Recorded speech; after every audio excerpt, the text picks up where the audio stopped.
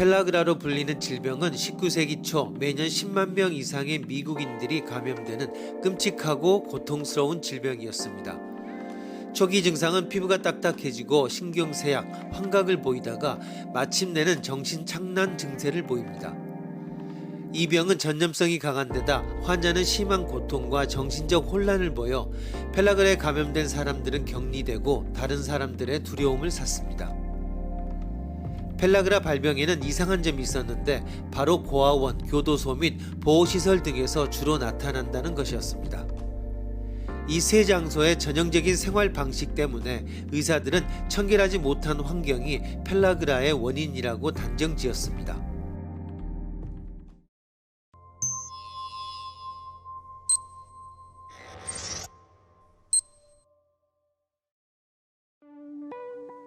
펠라그라의 원인을 찾는데 적극적이었던 골드버거 박사는 세균이 펠라그라의 원인이라는 당시 의사들의 생각에 동의하지 않았다. 골드버거 박사는 펠라그라 환자들이 먹는 음식에 주의를 기울여 놀라운 점을 발견했다. 병원 직원들은 야채, 달걀, 신선한 고기와 우유를 먹는데 반해 환자들은 소량의 육류와 옥수수 요리와 당미를 섭취했던 것이다. 골드버거 박사는 펠라그라 환자가 많은 한 고아원을 상대로 실험을 해 몇 주 만에 아이들의 건강 상태를 개선했다.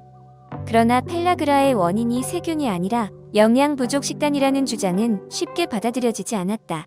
그는 주장을 증명하기 위해 첨가하면 사면시켜준다는 조건으로 죄수를 대상으로 펠라그라를 감염시키는 시험을 하기도 했다.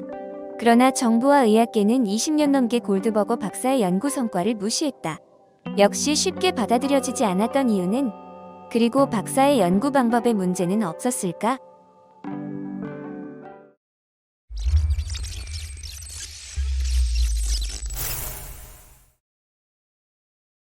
결정권을 가진 높은 사람들이 이 새로운 발상을 전혀 믿지 않고 무시해버렸기 때문에 수많은 인명이 불가피하게 목숨을 잃어야만 했습니다.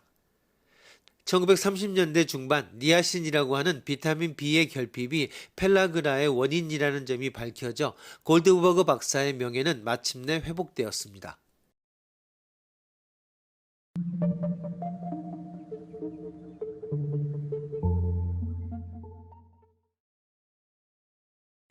제멜바이스 박사와 산옥열 이야기도 편견의 문제를 잘 보여줍니다. 1987년 어느 날 제멜바이스 박사는 심각한 문제에 직면했습니다. 병원에서 건강하게 아이를 출산한 수많은 산모들이 산후 며칠 뒤 산옥열로 인해 사망해버린 것입니다. 그가 정말로 이해하기 힘들었던 점은 의사들과 의과대학생들이 분만하는 제1병동에서의 산모 사망률이 30%에 달했다는 점이었습니다. 조산사들이 분만을 돕는 제2병동에서의 사망률은 3%에 지나지 않았습니다. 이 두 병동에서의 사망률 차이를 보면 산모들이 산옥열로 사망하는 이유는 의사들 패턴이라는 것이 분명했습니다.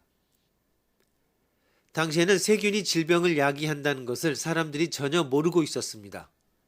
그러던 어느 날 산옥열로 사망한 산모의 부검을 실시하던 중 제멜바이스 박사의 한 동료가 실수로 손가락을 베었습니다.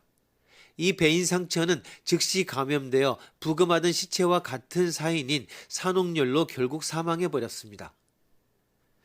제멜바이스 박사는 이 동료의 사망 원인을 통해 의사들이 부검실에서 바로 분만실로 이동하다 보니 부검실에서의 죽음의 물질이 분만실의 산모에게 산옥열을 감염시킨다는 사실을 깨달았습니다. 제멜바이스 박사는 곧바로 모든 의사들에게 분만을 하거나 임산부를 진찰하기 전에 반드시 염소 소독수로 손을 씻을 것을 권고했습니다. 의무적인 손 씻기 실험 결과는 정말 놀라웠습니다. 사망률이 2%로 급감한 것입니다. 그러나 손의 청결에 관한 제멜바이스 박사의 발상은 너무나 진보적인 것이라서 이를 열린 마음으로 받아들일 수 있는 의사는 거의 없었습니다.